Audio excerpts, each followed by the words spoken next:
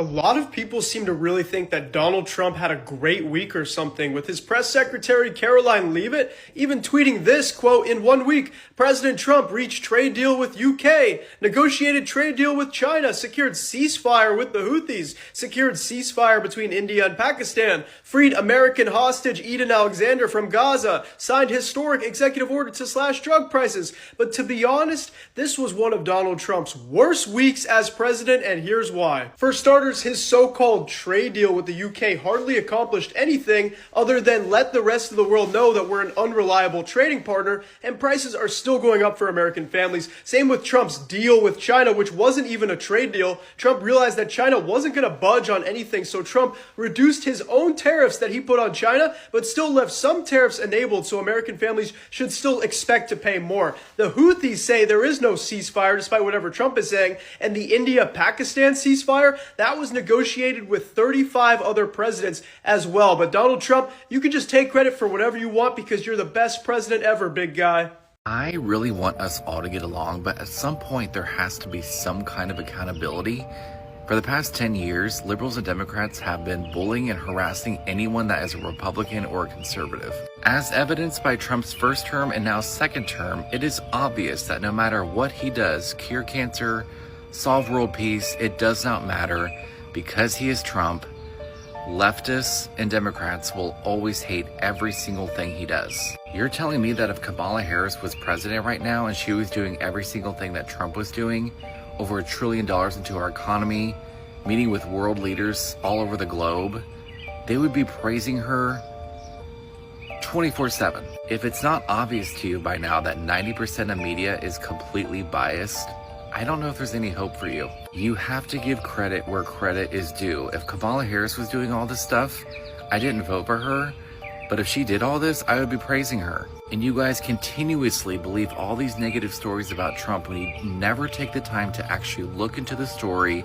I'm sure they misquoted whatever it is. It's easily disprovable, but you don't want to look into it because you don't want to be told otherwise. You're claiming to be the college educated, but you just read headlines and automatically believe it every single time. If for once you would just own up to something and say, yeah, Joe Biden being kicked out of the presidency was bad. Yeah, Kamala Harris was a bad candidate.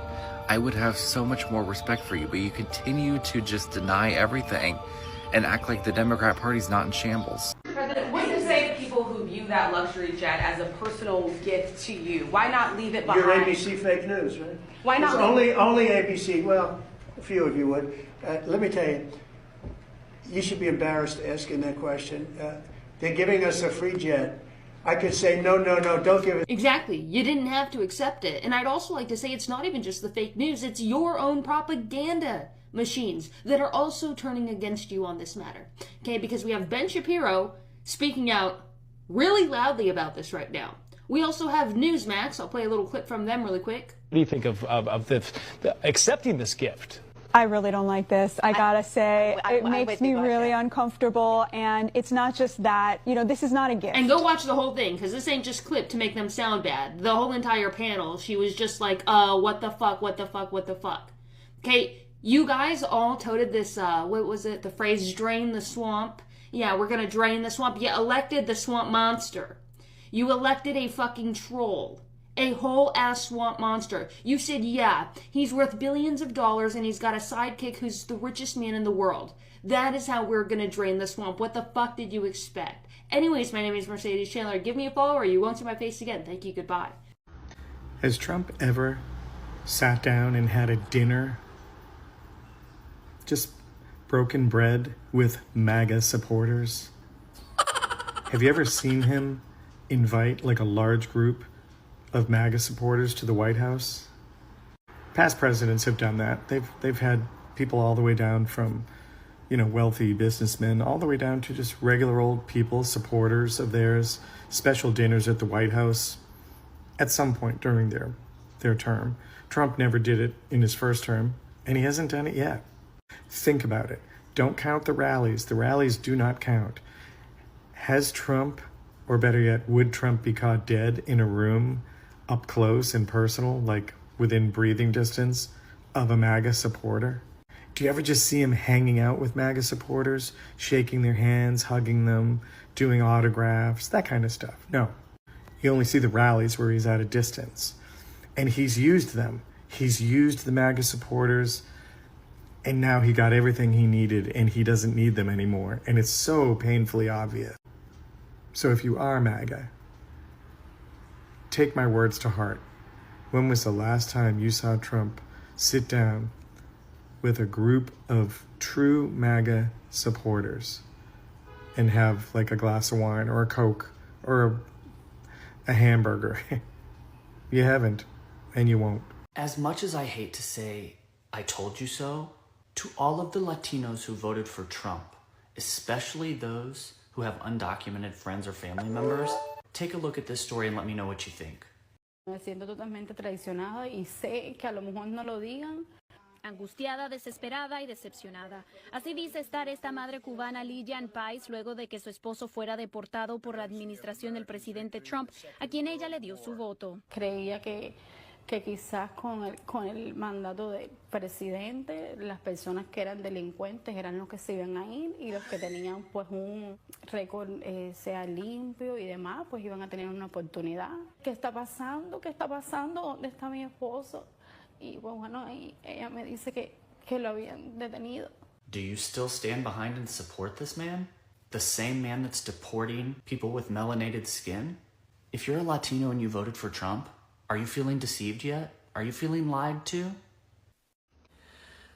So earlier I was watching an interview between, I think his name is Boris something, I can't remember, Boris and a Republican senator. And that Republican senator was asked what he thought of Trump accepting a gift from the Qatari government, which happens to be the $400 million luxury airliner. And this senator said, oh, I have no problem with it at all. I mean, it's going to be fine. President Trump is only going to use it during his time in office, and then when he is done, it's going to go to his presidential library. Well, we know that that is crap, because he has stated several times that he is going to use it personally once he's out of the president's office.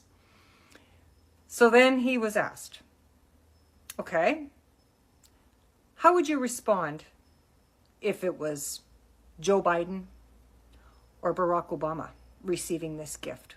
What would you do? And this guy had to hem and haw for a second, and then he says, oh, no, that would not be a problem. I wouldn't have a problem with it. It'd be okay because it's going to go to the presidential library after. The effing lies that come out of the Republicans' mouths is disgusting. They're nothing but a bunch of hypocrites, liars, and Trump loyalists. They're disgusting. They are absolutely disgusting. We all know damn well that if it was a Democratic president getting a gift like this, which we all know a Democratic president would never accept a gift like this, but if it was, they would be losing their shit.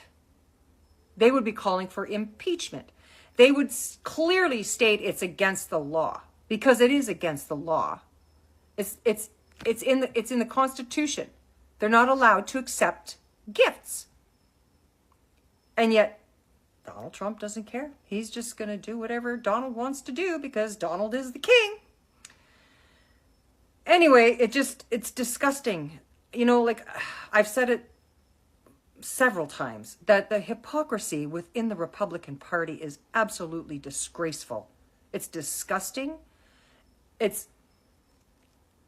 They can do whatever the F they want. They can get away with murder. They don't care. They get away with it, and everything's all fine and good. No, that's all great. We can do whatever we want. The president can do whatever he wants. He can throw innocent people in jail. He can deport people that are legally within the country. Now, if it was a Democrat doing that, we all know what they would be doing. They would be fucking losing their shit. It's a disgrace, and I hope those SOBs in the midterm elections lose every single seat in the Republican Party because they're nothing but a bunch of lying sons of bitches. So Renfield recently took a break from eating dead rats in the basement to make words with his mouth hole. If you're not an American citizen, you're here illegally, there's no due process, and I'm telling you, this is coming to a head. We are going to suspend the writ of habeas corpus if the courts keep ruling against this and don't allow these mass deportations to continue. Just like President Lincoln. This was an invasion. The country's at war. He's commander-in-chief. It's Article 2 power.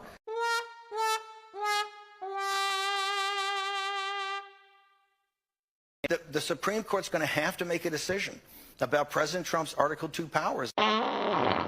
If the courts keep trying to slow him down, you're going to see him, as Stephen Miller laid out pretty well yesterday, suspension of the writ of habeas corpus. So unsurprisingly, not only does this leaky bag of genital warts not understand what the Constitution says, not that he really cares, but he's just like, yeah, who cares? We're going to do it anyway, even if it's against the law. These pesky courts telling us it's illegal, they're just getting in our way. What does that sound like? Oh, he also said this. Will Trump run for a third term? Yes. And he'll win the third term. The 22nd Amendment's pretty clear on this, right? It's pretty clear what his Article 2 power is. But when I hear that argument, I say, hey, the Constitution's clear on a lot of things until it's defined. President Trump will run again. He will run again, and he will win again, and he'll be the president on the afternoon of January 2029. Let's make something laughably clear. Dumpy is most likely not even going to get through this term. There are clear differences between him last term and this time. He's constantly falling asleep at meetings, he's slurring his words, he doesn't know where he is, and multiple doctors around the country have pointed out that he clearly has signs of something bad. Much like I pointed out in a video yesterday that shockingly got no views. They're just trying to weekend at Bernie's his ass. Prop him up as a figurehead for the diehard people to be like, yay, he's our Jesus! 'Cause like most cults of personality, it's very hard to maintain once the dear leader is gone. Because the people in that cult only cared about him. Not about what he did, not about his policies or anything, because he doesn't even know what he's doing.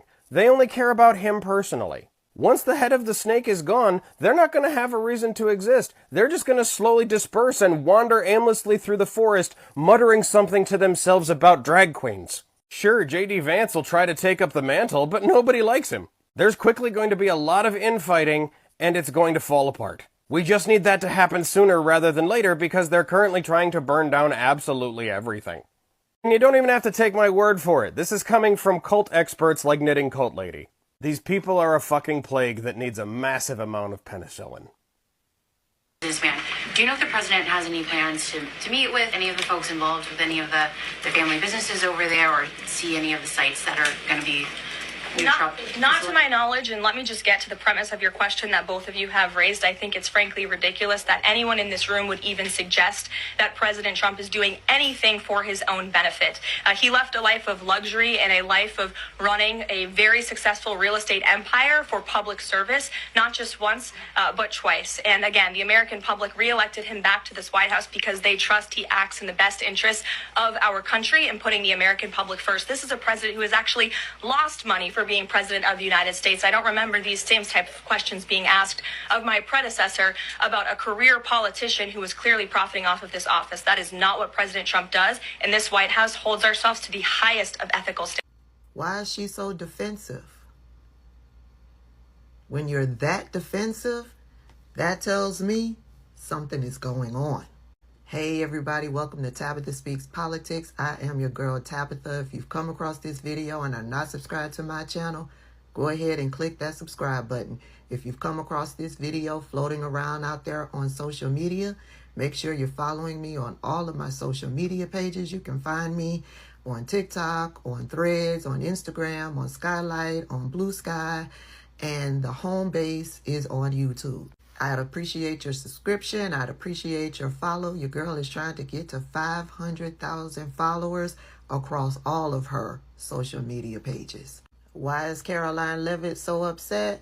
Because she knows she's working for a criminal and she knows he's doing corrupt shit, and she's standing up there doing all of his dirty work, protecting him from being exposed to said dirty shit.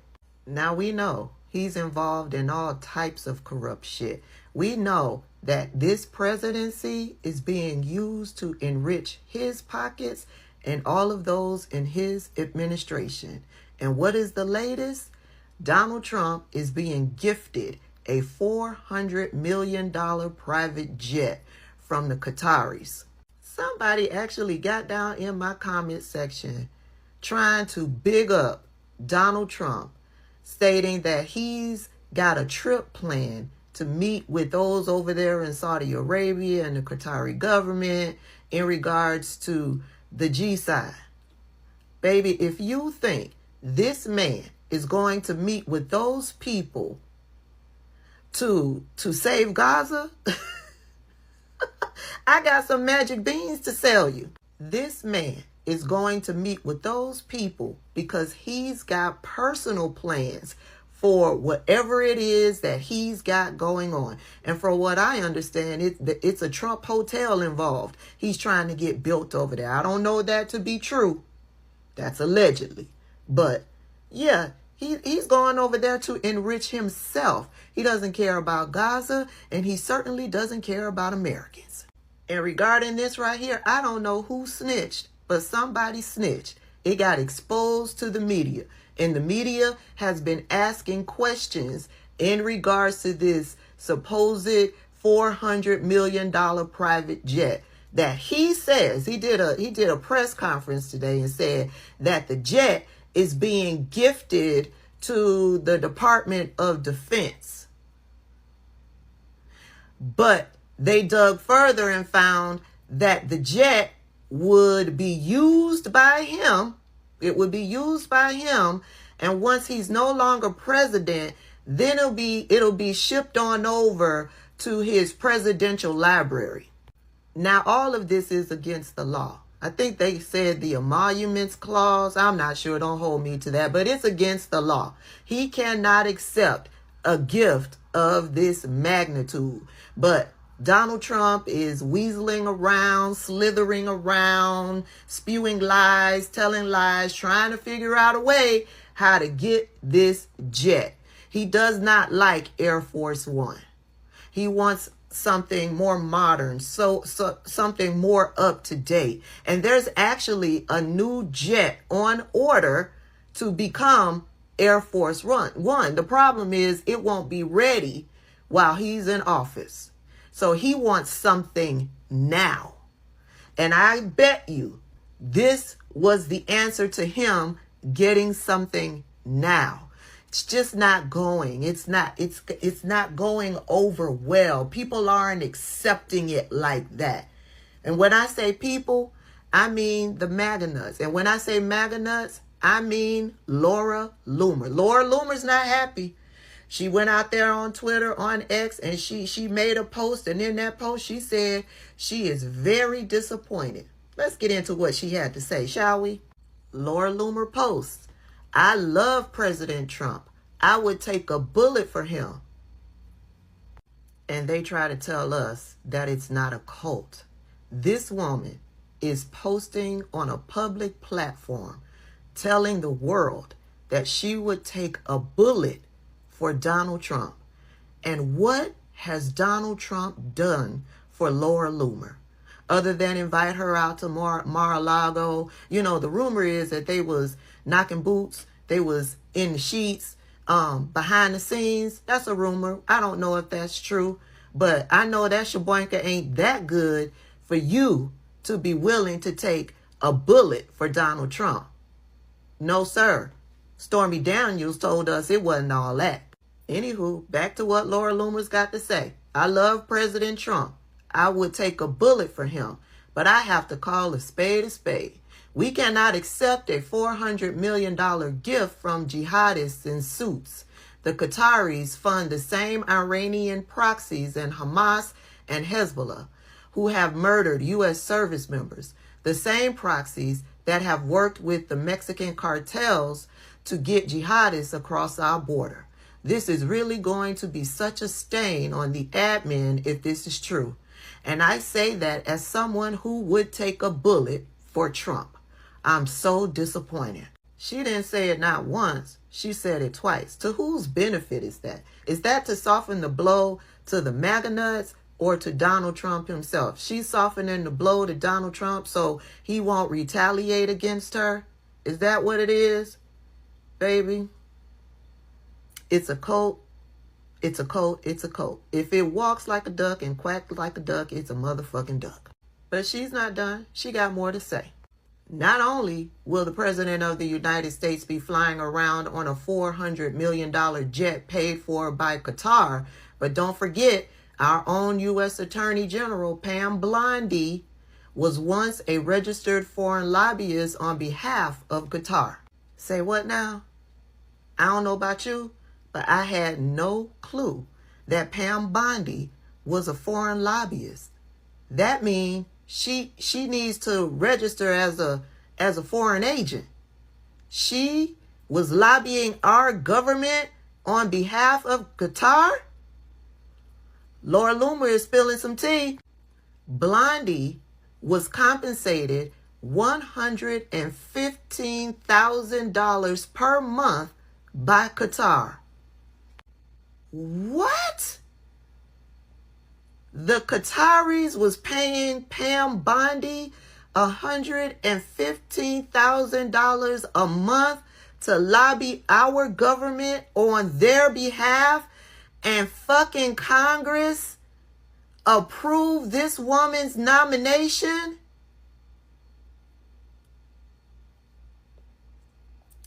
Republicans are Russian assets. They are Russian assets, or they are Qatari assets. They all working together. Laura Loomer goes on to say, Qatar has given over $1.8 billion to Hamas over the years. That's an incredible amount of influence for Qatar, a country that harbors Islamic terrorists, to have with our most senior officials, especially given the fact that Islam is completely incompatible with Western civilization and the Judeo-Christian values in our U.S. Constitution. She had to get that racism in there. That anti-Muslim ideology in there. She had to sneak that in. Listen, Laura Loomer is crazy as a road lizard. Laura Loomer has her own agenda. Laura Loomer is delusional as fuck. But what Laura Loomer is saying in these posts have already been confirmed to be true. Meanwhile, Caroline Leavitt, nothing that she says is true. Before I head out, here's my parting question. During Joe Biden's administration, Republicans harassed and bullied Joe Biden and Hunter Biden. Marjorie Taylor Greene, Jim Jordan, James Comer, Ron Johnson, Chuck Grassley, they used that oversight committee to harass and bully the President of the United States and his son. They had committee hearings where they had fraudulent information that they tried to present as receipts, as proof. Nothing that they brought forth, nothing that they brought up as proof ever panned out. Remember a couple of the witnesses, Marjorie Taylor Greene and James Comer, they tried to get them to lie under oath, and one of them didn't. One of them, what was his name? Les Parnas? Les somebody. Went on to write a book. He has since then been speaking out against Marjorie Taylor Greene and all of the rest of them on that oversight committee, basically saying that they were lying. Remember the checks that they brought forth, saying that these checks was some type of payoff. The brother was brought into it. Joe Biden's brother was brought into it. And the checks that they brought forth was checks that Joe Biden, money that he used to help his brother pay off a car or something like that. None of their proof panned out as proof. It was a circus led by clowns. And that's what they did throughout Joe Biden's 4 years. When Donald Trump won, you have not heard one thing about Hunter Biden's laptop. Have you? So here's my question. Now that we have proof of real corruption happening under Donald Trump's second presidency, will Marjorie Taylor Greene and Jim Jordan and James Comer and Ron Johnson and Chuck Grassley, they're all still in the House. Will they have hearings to investigate this corruption? Y'all don't even have to get down in my comment section because the answer is no. Will MAGA nuts be all down in my comment section talking about Donald Trump and his $400 million jet? Will they be down in my comment section talking about the deal that he's trying to make for his Trump hotel over in Saudi Arabia? No, they won't talk about that. Yeah, none of that matters now. Corruption doesn't matter. They're for corruption now. Anywho, I know one of the Democrats has called for an investigation. We'll see what pans out. So I'm a little bit in shock right now because I actually fully agree with something Donald Trump is trying to do. He's attacking the pharmaceutical industry. He's doing it in a very interesting way. But for the first time in my lifetime, an American president is actually working to, at scale, fix the pharmaceutical pricing problems and the pharmacy benefits management middlemen problem that we've had that has created 10x pricing in the United States. I can't believe I'm actually seeing this happen, and it's Donald Trump that's the one. It's interesting the way he's explaining how they're going to do this, and he's actually done a decent job, again, shocked, of explaining why we got here. And effectively what it is the EU and all these first world nations around the world have negotiated really low prices for their medical systems. And they basically tell the U.S. pharmaceutical manufacturers, we're just not going to buy your stuff unless you get to our price point. Now, they might be doing that at a loss to get market share, and then the U.S. market just pays the difference. So we'll end up paying 10x or so. Plus, you have the pharmacy benefits management system, which is the middlemen that don't do anything except for just profit on literally doing nothing. And he's talking about securing the favored nation pricing, which is for Western nations that are developed, whatever the lowest price is on the market that the pharmaceutical companies are selling at is what we're going to sell at in this country, which could cut the prices 10 times on a lot of these major drugs.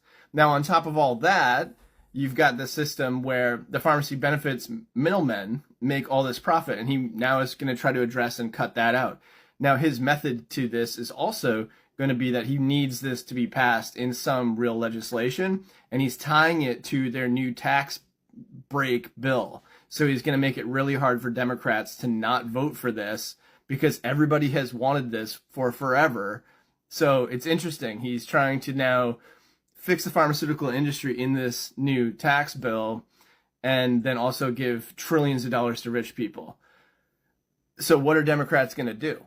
Now, the other risk that's very apparent is that what will happen is Europe and all these other places will just say, okay, we'll start paying more to make sure we can still get these products. And that means that the favored nation price is going to go up. So that means we're going to still pay that favored nation price, but that price is probably going to be a lot higher than what Europe is currently paying. Trump is now saying, I'm going to leverage tariffs against those nations if they don't accept the new pricing from the pharmaceutical companies, the American pharmaceutical manufacturers. So he's going to defend the pharmaceutical industry by influencing the tariff rates against countries that refuse, like the EU, for instance, to abide by these new prices. So pharmaceutical prices around the rest of the world will go up. Ours could potentially go down. There could be more trade wars ahead. But really, this is going to be very challenging for the Democrats to vote against, because people are going to be sitting there saying, like, you've been saying you want to fix this problem. Also, Medicaid, Medicare, all those Obamacare, all those prices are going to go down significantly on the federal budget line item, because a lot of that cost is these pharmacy benefit managers that do nothing and all the crazy prices that we pay for our drugs. So the actual budget line items for those will go down with the lower prices and eliminating the middlemen. So he's going to interestingly try to pay for these huge tax cuts for the rich with lowering pharmaceutical prices and cutting out middlemen. It's fascinating. I'm in shock that he's actually trying to do something productive, but in the end, he's really just trying to secure a tax break for billionaires and millionaires, but it could actually help people. know what to think, but I'm just, I'm kind of rambling, but I'm just kind of in shock that he's actually doing something that I somewhat, I actually see some reason and logic surrounding it. And Democrats are going to be in a tough spot when this vote comes up. He is a successful